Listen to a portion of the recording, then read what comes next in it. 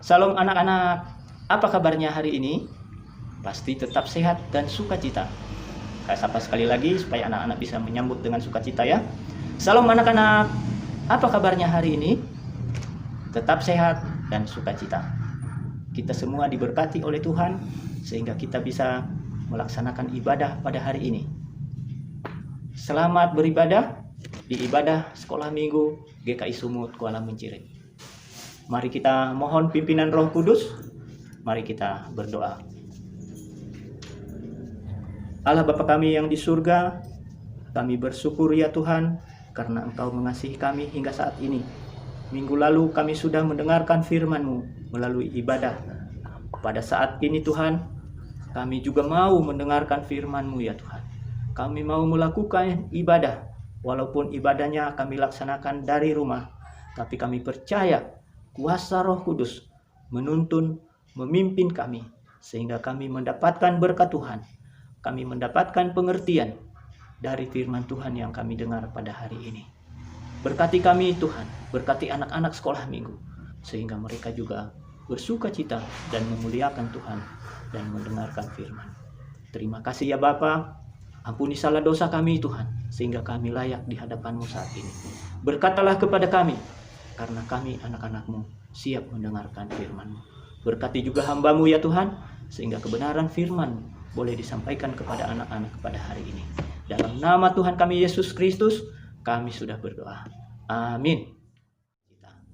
Nah, untuk memulai ibadah kita, mari kita bernyanyi, Jadikan Aku Terang-Mu Tuhan.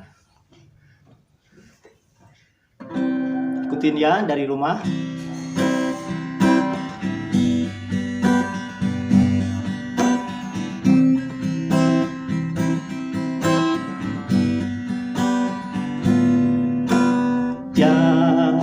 Jadikan aku terang-Mu Tuhan, di rumah, di sekolah, dan di mana saja, bagaikan lilin yang menyala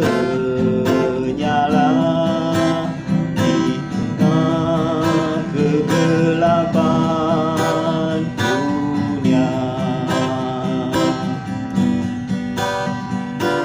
Jadikan aku terang-Mu Tuhan, di rumah, di sekolah, dan di mana saja,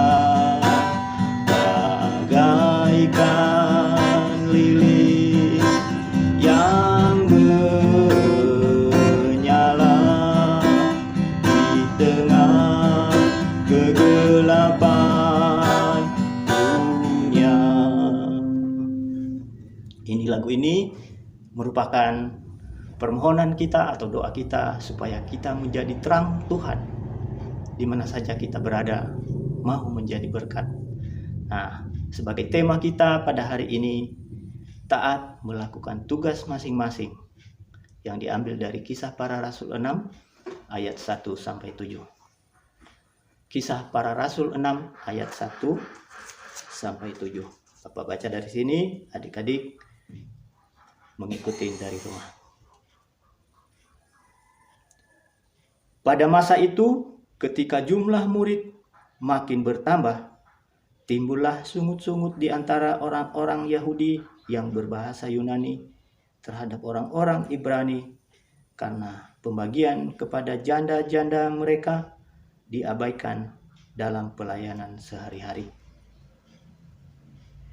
Berhubung dengan itu, ke-12 rasul itu memanggil semua murid berkumpul dan berkata, "Kami tidak merasa puas karena kami melalaikan firman Allah untuk melayani meja. Karena itu, saudara-saudara, pilihlah 7 orang dari antara kamu yang terkenal baik dan yang penuh roh dan hikmat, supaya kami mengangkat mereka untuk tugas itu. Dan supaya kami sendiri dapat memusatkan pikiran dalam doa dan pelayanan firman. Usul itu diterima baik oleh seluruh jemaat. Lalu mereka memilih Stefanus yang penuh iman dan Roh Kudus, dan Filipus, Prokhorus, Nikanor, Timon, Parmenas, dan Nikolaus, seorang penganut agama Yahudi dari Antiokhia. Mereka itu dihadapkan kepada rasul-rasul, lalu rasul-rasul itu pun berdoa dan meletakkan tangan di atas mereka. Firman Allah makin tersebar dan jumlah murid di Yerusalem semakin bertambah banyak. Juga sejumlah besar imam yang menyerahkan diri dan percaya. Demikian pembacaan firman Tuhan untuk kita hari ini. Ya, setelah kita membaca firman Tuhan ini, bahwa kita tahu bahwa ke-12 rasul atau ke-12 murid Tuhan Yesus yang dipilih oleh Tuhan Yesus ketika Tuhan Yesus ada bersama-sama dengan murid-muridnya di dunia ini. Dipilih dengan tugas khusus, diberikan kuasa oleh Roh Kudus, sehingga mereka mau bekerja dengan baik, dengan senang hati, dengan sukacita untuk menjadi saksi atas Tuhan Yesus yang sudah mengajarkan, memberikan teladan kepada mereka. Nah, apa yang mereka lakukan ini sesuai dengan perintah Tuhan Yesus, pesan Tuhan Yesus ketika Dia bersama-sama dengan mereka sebelum Dia naik ke surga. Apa kata Tuhan Yesus kepada murid-murid atau kepada rasul-rasul yang 12 orang ini? Mereka mempunyai tugas yang disampaikan oleh Tuhan Yesus ketika itu, yang ditulis di Kisah Para Rasul 1 ayat 8. Demikian bunyinya. Tetapi kamu akan menerima kuasa kalau Roh Kudus turun ke atas kamu, dan kamu akan menjadi saksiku di Yerusalem dan di seluruh Yudea dan Samaria dan sampai ke ujung bumi. Nah, para rasul ini sangat bersukacita, sangat bersemangat menyampaikan firman Tuhan mulai dari kota Yerusalem. Coba bayangkan adik-adik, pada saat Petrus menyampaikan kesaksiannya tentang Tuhan Yesus yang sudah disalibkan, sudah mati, dikuburkan, itu adalah Dia adalah Mesias, anak Allah. Dia adalah Tuhan dan Juru Selamat yang mengampuni dosa-dosa kita, supaya kita memperoleh kehidupan yang kekal. Jadi pada saat itu ada 3.000 orang yang percaya. Mengapa bisa terjadi demikian anak-anak? Karena pekerjaan Roh Kudus yang ada di dalam hati orang percaya, termasuk termasuk para rasul yang 12 orang. Mereka dipenuhi oleh Roh Kudus yang dicurahkan oleh Tuhan Yesus untuk menolong, untuk membangkitkan semangat, untuk merasa sukacita dalam melayani orang-orang percaya.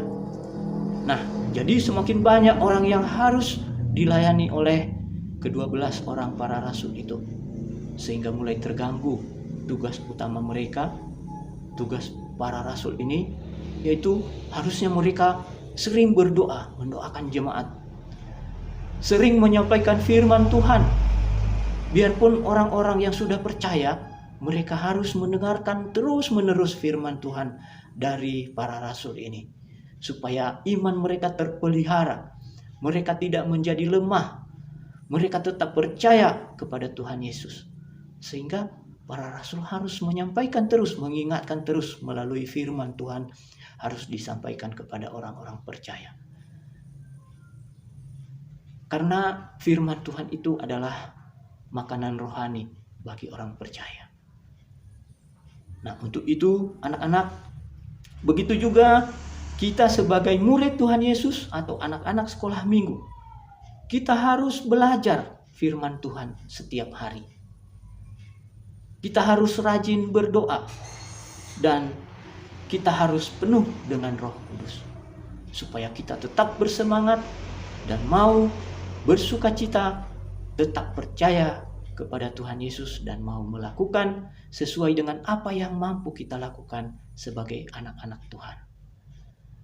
Nah, oleh karena itu, para rasul mengusulkan kepada jemaat di Yerusalem agar memilih 7 orang dari antara orang percaya itu untuk melaksanakan tugas, supaya jangan terbengkalai penyampaian firman Tuhan, supaya jangan terbengkalai mendoakan jemaat. Sebagai tugas utama para rasul menjadi saksi Tuhan Yesus sebagai Allah dan Juru Selamat kita. Jadi ada syaratnya untuk memilih 7 orang itu. Ya, dipastikan adalah orang itu orang yang terkenal baik, orang yang penuh dengan Roh Kudus. Begitu juga kita anak-anak yang sudah belajar firman Tuhan melalui sekolah minggu, melalui papa mama yang telah mengenal Tuhan Yesus.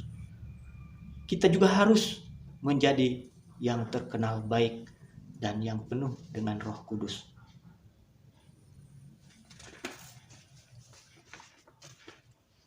Orang yang terkenal baik itu contohnya jujur. Kita harus jujur. Mau bekerja atau mau melayani dengan sukacita. Itu kriteria orang-orang yang dipilih, yang 7 orang itu tadi.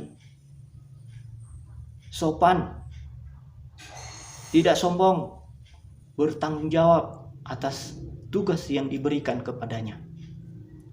Melakukan pekerjaan atau melayani dengan senang hati. Taat melakukan sesuai tugas yang dipercayakan kepadanya dan melakukannya sesuai dengan firman Tuhan. Rajin baca Alkitab, rajin berdoa. Jadi sebagai murid Tuhan Yesus, anak sekolah minggu juga harus melayani. Bisa melayani di rumah. Bagaimana melayani di rumah? Ingat, Daud pada saat dia kecil, dia juga membantu orang tuanya menggembalakan kambing domba.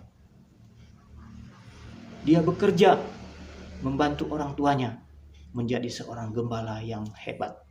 Sehingga setelah dia besar, karena dia percaya akan penyertaan dan pertolongan Tuhan, dia terpilih menjadi seorang raja yang hebat, yang bisa mengalahkan Goliat. Begitu juga anak-anak harus nurut sama orang tua, membantu orang tua, membantu papa mama di rumah, juga rajin berdoa dan rajin baca Alkitab, supaya kita selalu mengingat bahwa ada firman Tuhan yang menuntun kita dalam menjalani kehidupan kita sehari-hari. Juga ada tugas di sekolah, rajin belajar, supaya dengan belajar adik-adik mendapatkan pengetahuan untuk melanjutkan masa depan. Ketika nanti adik-adik sudah selesai sekolah dan pengetahuan yang didapat dari sekolah itu dapat dipergunakan untuk mempersiapkan hari yang akan datang. Menjadi orang yang hebat, mengenal teknologi yang bisa kita pakai hari ini adalah teknologi. Itu adalah hasil dari belajar dari kecil. Sehingga semua orang bisa mempergunakannya dengan begitu canggih. Nah, itu adalah hasil dari ilmu pengetahuan dari sekolah. Dan tidak juga bisa dilakukan itu tanpa penyertaan Tuhan, yaitu Roh Kudus yang bekerja, Roh Kudus yang berkuasa di dalam kehidupan anak-anak. Nah, juga di gereja masih banyak hal yang bisa kita lakukan untuk melayani di gereja. Sebagai anak-anak sekolah minggu, banyak hal yang telah dilakukan oleh anak-anak sekolah minggu di gereja. Masih ingat gak dengan Samuel? Masih bayi, dia sudah diserahkan orang tuanya di gereja kepada Imam Eli. Dan Samuel belajar sama Imam Eli bagaimana bekerja di dalam gereja. Tugasnya menyalakan lampu, membersihkan ruangan tempat ibadah. Dan karena Imam Eli itu sudah tua, dia juga harus membantu mempersiapkan kebutuhan Imam Eli. Walaupun dia masih ngantuk-ngantuk, lagi tidur, dia dengar-dengaran dengan Imam Eli kalau Imam Eli butuh pertolongan karena Imam Eli matanya sudah rabun. Nah, juga kita anak-anak sekolah minggu, kalau ada tugas dari kakak atau bapak guru sekolah minggu, kita harus melakukannya dengan senang hati sesuai dengan firman Tuhan. Nah, banyak hal yang bisa dilakukan oleh anak-anak sekolah minggu di gereja. Contohnya mempersembahkan pujian, main organis, ya, bernyanyi vokal grup, kayak ibu-ibu komisi wanita menyampaikan persembahan pujian setiap hari Minggu. Itu juga pelayanan. Bapak-bapak majelis, ibu pendeta menyampaikan firman Tuhan supaya kita dibekali dengan firman Tuhan untuk menjalani hari-hari kehidupan kita. Nah, anak-anak juga, anak-anak sekolah minggu bertugas setiap hari Minggu mengumpulkan persembahan, berdoa.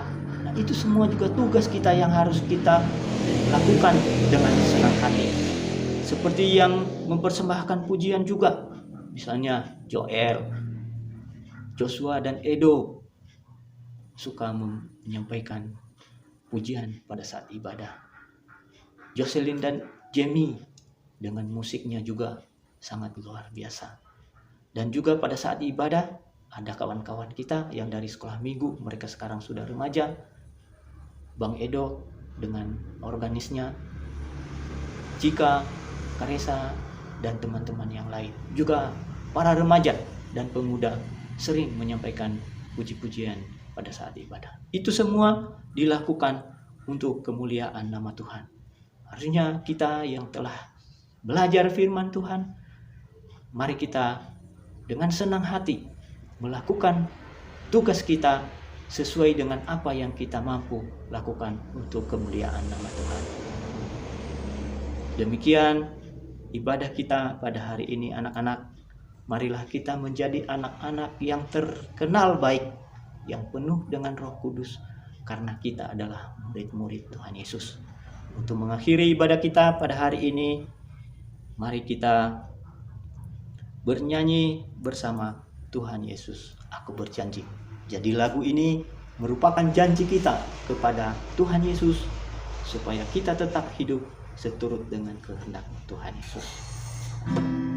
Tuhan Yesus, aku berjanji.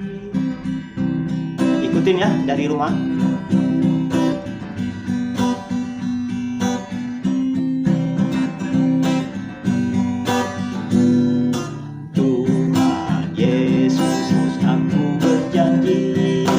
Jadi muridmu yang setia, rajin berdoa, baca Alkitab, selalu bersaksi bagimu. Akal iblis aku menolak, firman Tuhan aku menurut. Mulai sekarang sampai selamanya, tetap setia pantang mundur. Kita ulangin 2 kali ya, biar semangat.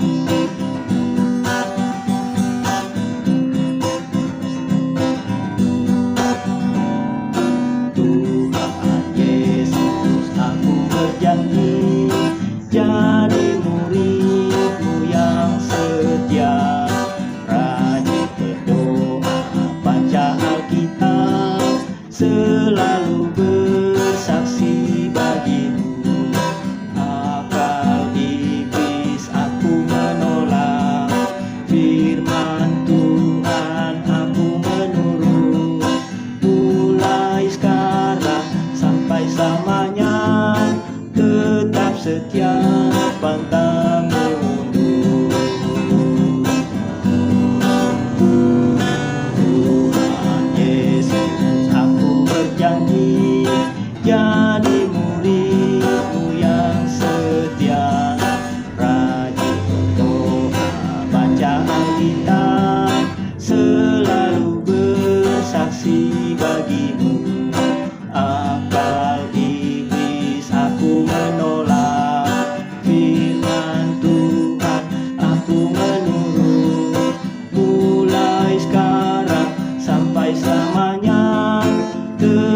setiap pantang mundur.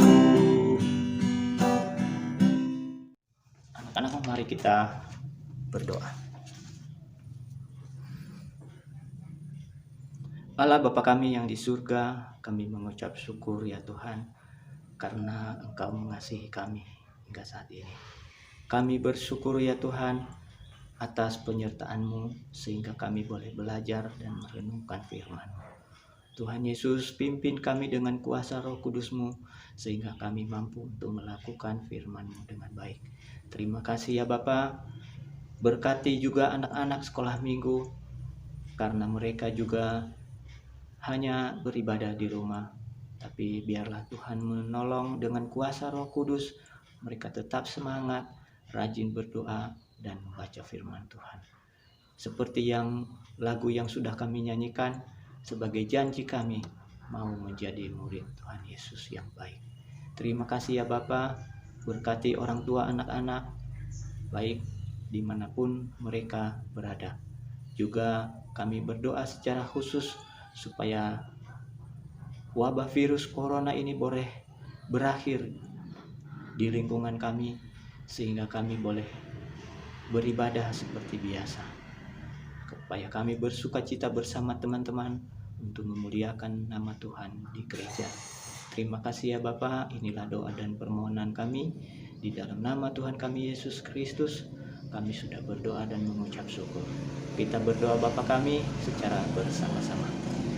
Bapa kami yang ada di surga, dikuduskanlah nama-Mu, datanglah kerajaan-Mu, jadilah kehendak-Mu di bumi seperti di surga. Berikanlah kami pada hari ini makanan kami yang secukupnya, dan ampunilah kesalahan kami, seperti kami juga mengampuni orang yang bersalah kepada kami. Dan janganlah membawa kami ke dalam percobaan, tetapi lepaskan kami daripada yang jahat, karena Engkau yang punya kerajaan dan kuasa dan kemuliaan sampai selama-lamanya. Kita bernyanyi, Bapa terima kasih. Bapa terima kasih. Bapa terima kasih. Bapa di dalam surga, ku berterima kasih. Amin.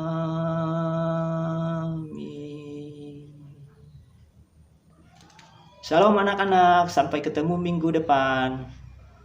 Tuhan Yesus memberkati.